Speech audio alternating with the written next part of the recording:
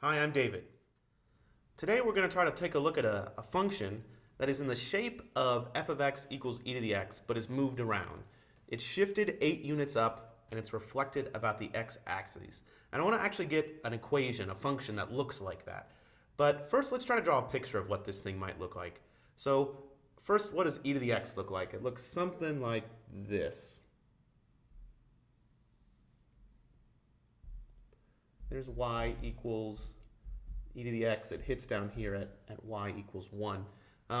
Then they say shifted 8 units up. So instead of hitting at 1, it's going to hit over here at 9. And instead of having a horizontal asymptote at y equals 0, it's going to have a horizontal asymptote at y equals 8. So it looks something like this.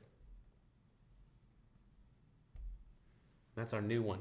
And then finally they say reflect this whole thing about the x-axis, the horizontal axis. So I'm flipping it. I'm taking its mirror image over there. So instead of being over here at 8, it's got a horizontal asymptote down here at -8.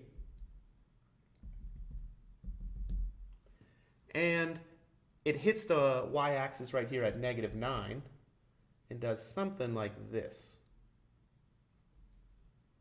Okay, so this yellow thing, that's what we're after.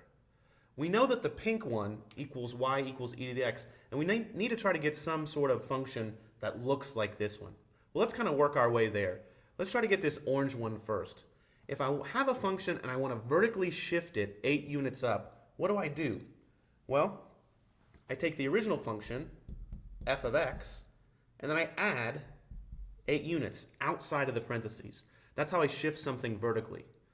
So this one must be y equals e to the x plus 8.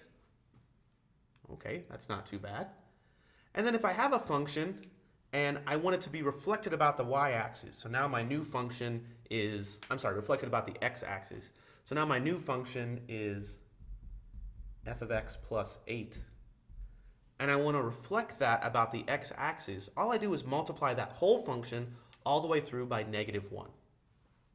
So I put a negative out front. In this case, it would be y equals negative e to the x plus 8. Because if I want to do a vertical shift, I add outside the parentheses. And if I want to reflect about the x-axis, I multiply everything through by -1. So this new function is the function of this yellow curve right here. And if I simplify a little bit, I have y equals negative e to the x minus 8. Now, if you're allowed to use a graphing utility here, it's always a good idea to just plug in and make sure the picture looks like you expected it to. You spent all this time drawing this picture, might as well plug it into your utility and make sure that it looks like it should. Thanks for watching.